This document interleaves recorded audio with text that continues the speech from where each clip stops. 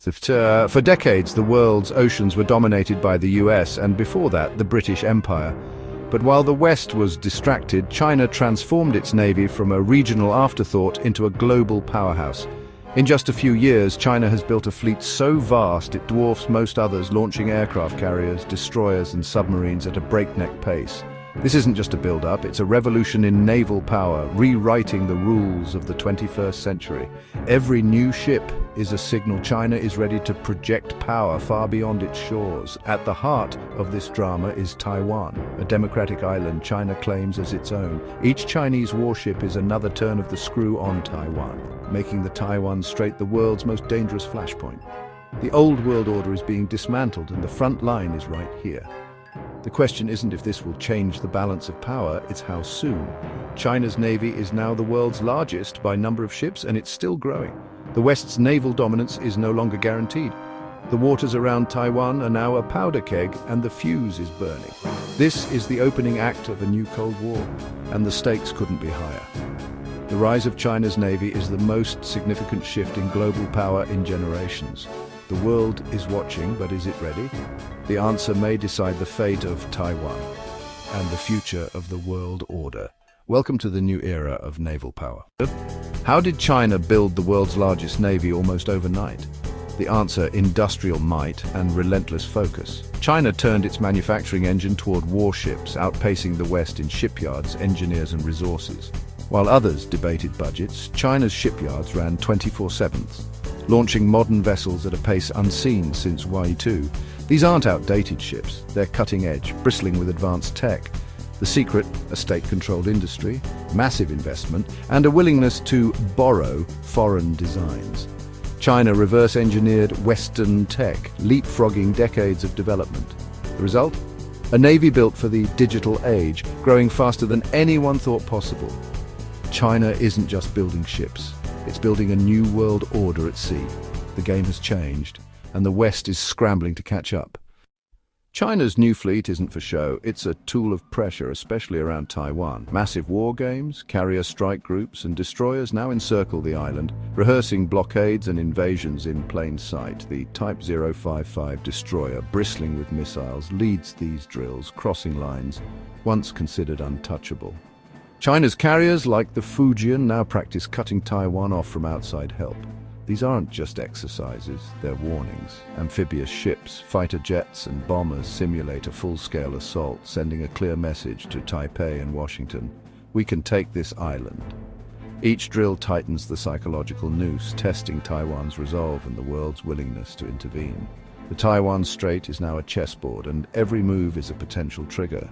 The world watches, hoping the next exercise isn't the real thing. The stakes are existential for Taiwan and for global stability. The message is clear: China is ready to act. The question is, who will blink first? For Taiwan, this is survival. 23 million people live under the shadow of a neighbor determined to erase their autonomy.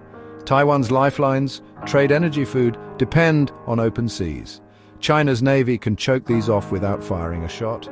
The threat isn't just military, it's psychological. Daily incursions and constant pressure are designed to sap Taiwan's will. But instead of breaking, Taiwan's resolve has hardened. The island is forging a stronger identity, determined to defend its democracy. They've seen what happened in Hong Kong. They know what's at stake. Taiwan is preparing, innovating, and refusing to surrender. The shadow is immense, but so is their determination. The world's eyes are on Taiwan, but the island's fate may rest in its own hands. The crisis is real, but so is the courage to resist. The next move could change everything. How does China's navy compare to the US and Royal Navy? On paper, China has more ships, but numbers aren't everything. The US Navy's supercarriers and submarines remain unmatched in experience and technology. American crews have decades of global operations behind them, and their subs are the silent kings of the deep. But the Taiwan Strait is China's backyard. Here, China can bring its full might, backed by land-based missiles and aircraft. The Royal Navy, though professional and well-equipped, is now a minor player in this arena. China's new warships rival the West's best, and their carrier-killer missiles are designed to neutralize America's greatest assets. The technological gap is closing fast. The West's edge is shrinking, and the balance of power is shifting. The days of uncontested Western naval dominance are over. The next conflict won't be decided by numbers alone, but by strategy, technology, and nerve. The world's navies are on a collision course. The outcome is anything but certain. The stakes have never been higher. Taiwan isn't waiting to be overrun. Instead, it's turning itself into a porcupine, bristling with defenses that make invasion costly. Thousands of mobile missiles, sea mines, and fast attack craft are ready to strike at any invading force. Taiwan is building its own submarines and hiding missile launchers in forests and tunnels. The goal: make the Taiwan Strait a graveyard for attackers, not a highway for invasion. The US backs Taiwan with weapons, training, and a powerful, if ambiguous, security guarantee. Japan, too, is ramping up its military, knowing its own security is tied to Taiwan's fate. Allies from Europe and Australia send warships to show support, signaling that the world is watching. It's a coalition of democracies, drawing a line in the sand. The message to Beijing aggression will have consequences. Taiwan may be small, but it's not alone.